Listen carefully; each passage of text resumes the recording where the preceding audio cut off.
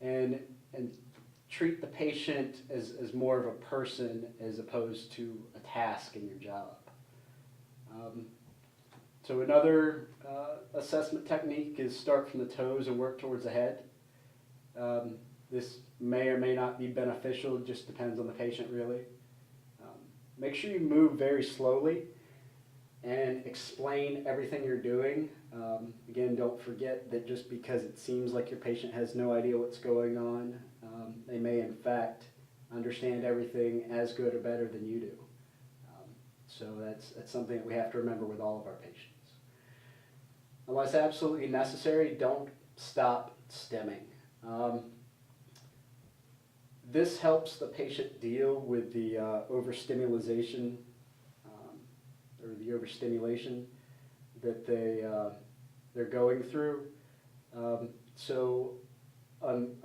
If you can avoid it at all, just kind of let them keep going. It's sort of like having your patient in a position of comfort. It helps them, and if it helps them, then that's the most important thing. Let's see. So as far as our treatment goes, aside from life threats, move slow, explain everything. Try to avoid as much pain as possible. Again, your patient may not have a problem with their open tib-fib frac, but they may have a problem with the tourniquet that you put on prior to starting an IV. One thing to remember in a lot of patients is the intranasal route is optional, and that's a good route for a lot of patients. So try to remember that whenever you're out there. Not everything has to have a needle. In addition to pain, some of the interventions that we do just feel weird, and that may be a source of agitation. So I'm sure some of you may have been strapped to a backboard or had bandages put on or splints and all sorts of things like that in class, and to be honest, it does feel a little weird. It's not something that most people are used to, or I hope somebody's not used to. And that could easily be a source of agitation for these patients.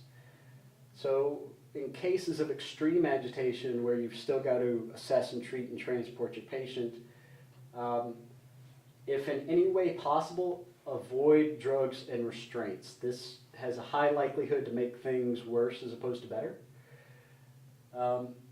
Patients are at higher risk for adverse reactions due to common comorbidities and common prescriptions. It's kind of one of the things with a disease, they tend to have more adverse reactions. Whenever we were talking about some of the things that we'd see increased allergic reactions and things like that. And of course, a lot of these patients are on a lot of medications, so there's potential for interaction there.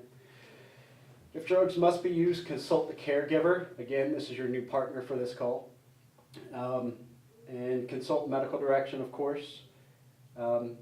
If at all possible, use a drug the patient is already prescribed.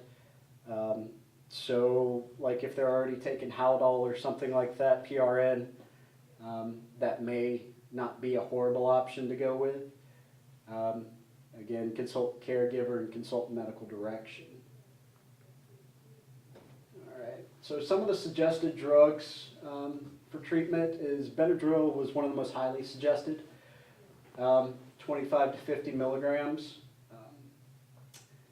And the reason for Benadryl is, I guess, several different angles. It can reduce adverse reactions, allergic reactions, dystonic reactions, things like that. And as we all know, of course, it does have a bit of a sedation effect. Haldol, the recommended dose was kind of a low dose end, 0.5 to 2 milligrams. Again, consult the caregiver and medical control and protocol. If you can, you want to try to get an EKG on these patients. A lot of them tend to have prolonged QTC. And sometimes that's a side effect of the disease, and sometimes that's a side effect of some of the medications they're taking. You need to use caution with benzodiazepines. It may help If they take it regularly, you may consider it.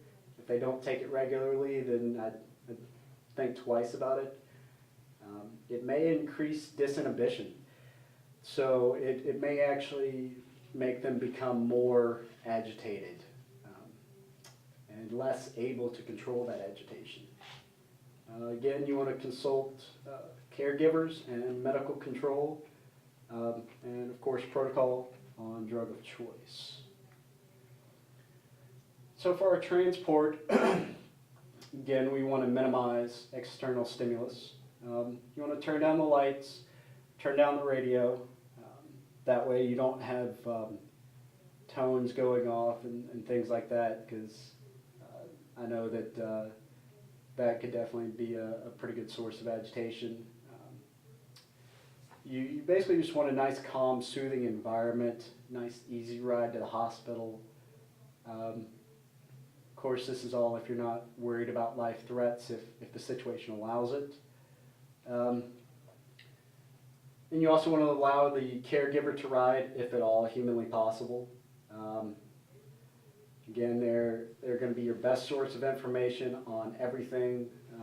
You're gonna consult them with pretty much everything that you do with these patients to try to give the patient the best experience and the best outcome you can. Your transport should be fairly routine. Try to gather extra information from the caregiver if possible en route to the hospital.